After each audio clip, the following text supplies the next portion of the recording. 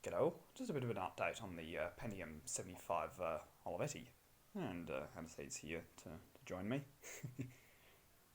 um, Whoops, sorry.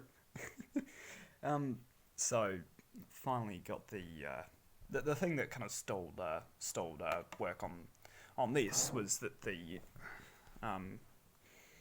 real time clock. It was one of those little Dallas real-time clocks. I thought it was a rechargeable model, but turns out it isn't. But yeah, got a new old stock thing from eBay, or I think they still make them, but I don't know whether this one's new old stock or what. But yeah, did use some sort of rather unorthodox methods of removing it. Where are we? Maybe, is that it? No. Here it is. I can see it's sort of been a bit sort of mashed up by the soldering iron, unfortunately. But the only thing that's been damaged is just that one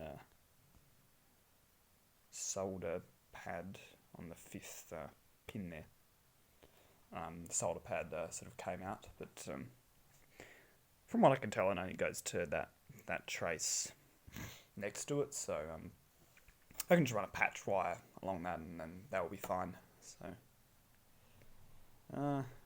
yeah, and then I was sort of hoping to harvest a socket. It's just a sort of a standard 24 pin dip socket, but had another mainboard floating around which had another problem with it, and yeah, they had a sort of a socket for the exact same sort of real-time clock chip.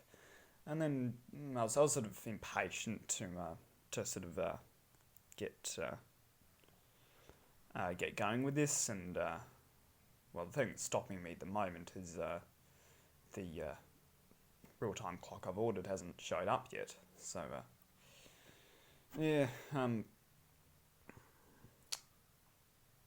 but yeah, unfortunately, I sort of kind of munted the socket, trying to get it out.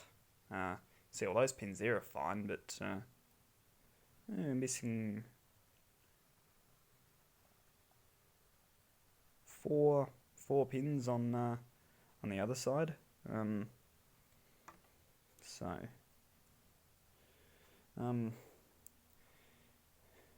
yeah, so probably go off to something like J-Car Electronics and grab another one of these. It's sort of just like it's just an off-the-shelf component. But yeah, it would have been nice to have used this one, so I didn't have to go out and buy another one. But yeah, it's only 65 cents, so probably the effort that I took to try and get this out probably wasn't really worth the saving that small amount of money on just buying a brand new one. But yeah, all this would have been avoided if Olivetti had actually socketed the chip from the mainboard from the factory. So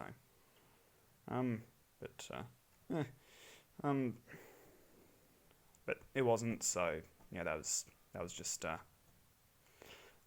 kind of the way it was, and yeah, I just had to deal with it as it came. So yeah, just like you take people as you find them, you take old computers as you find them. So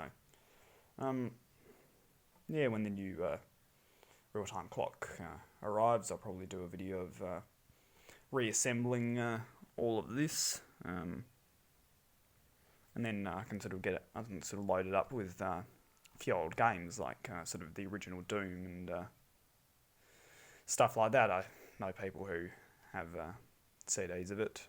Don't know whether they're original or what, but they could very well be. But either way, I'll be able to get a few old games from the time running on there. So yeah. aside from that, the rest of the computer is fine. Hard drive's not had any more problems since I ran ScanDisk on there. Have backed up all the contents of the hard drive to another hard drive, but yeah, it's not giving me any problems. Yeah, since I swapped out the RAM, yeah, that's been fine. So RAM's not actually in the board at the moment, but yeah.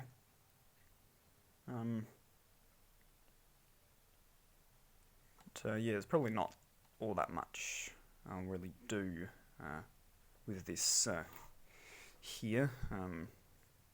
Would have loved to have sort of properly measured the sort of capacitors and things, and sort of made sure that they weren't going bad with age. But yeah, seeing as everything works, yeah, it's not something I'm gonna worry about yet. But I also don't have the necessary equipment at the moment. But once I obtain that, I'll probably sort of just do a routine test on this and a lot of the other retro mainboards and computers that I have lying around. So yeah, so this here is a work in progress. Still got one last pin because I sort of was relying on metal fatigue, because I sort of desoldered all the ones on all the pins on that side and just levered it up and sort of rocking it back and forth until it finally came loose. And still one pin. Come on, focus. Yeah, still one pin right there that wasn't as happy to come out as all of the other ones. But there's still solder in all those holes there, so I have to sort of come back to it with a solder sucker and sort of get all the solder out of there. But once I've done that, then yeah, it'll pretty much be sort of well, once I get the socket and once the new real-time clock arrives, then yeah, it'll be happy days, and yeah, I'll be able to sort of test it out and make sure I didn't destroy anything in the process of repairing this. But yeah, that will be easy enough, just a patch wire or something like that will fix that. But yeah, I'm fairly happy with how this has turned out. So yeah, it's really just getting the socket and waiting for the real-time clock chip to arrive. So yeah, unfortunately it's international, so I can't punch in the tracking number to Ozpost and sort of see how it's going, unfortunately. So yeah, just hoping it will arrive soon, but could arrive as late as sometime next year. So when I get the socket in, which I'll probably do at some point within the coming few days, now that I've got that out, yeah, then I'll just sort of put this. I could actually probably put this back in the computer itself, and then just sort of slot the new chip in when it arrives. So yeah, I'll probably do that. So thank you for watching.